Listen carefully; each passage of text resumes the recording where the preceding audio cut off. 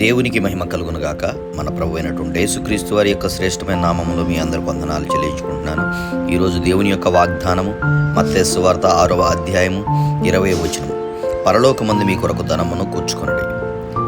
ఇక్కడ ధనము చిమ్మెటయు తుప్పుయు తినివేయును. దేవుని యొక్క ఉన్నతమైనటువంటి కృపలో మనము దేవుని యొక్క రాజ్యములో ధనమును సమకూర్చుకునేటటువంటి వారిగా ఉండాలని దేవుడు ఆశపడుతున్నాడు.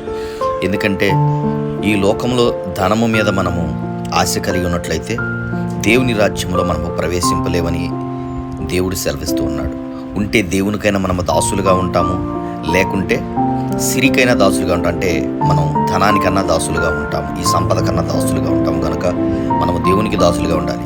సూది బెజ్జములో ఒంటె దూరటమైనా సరే సులభమేమో కానీ దేవుని రాజ్యంలో ధనవంతుడు ప్రవేశించుట దుర్లభమని దేవుని లేఖనాలు సెలవిస్తున్నాయి. కనుక పరలోకంలో ధనమును సమకూర్చుకునేటటువంటి వారిగా, సత్క్రియలు కలిగినటువంటి వారిగా ఉన్నట్లుగా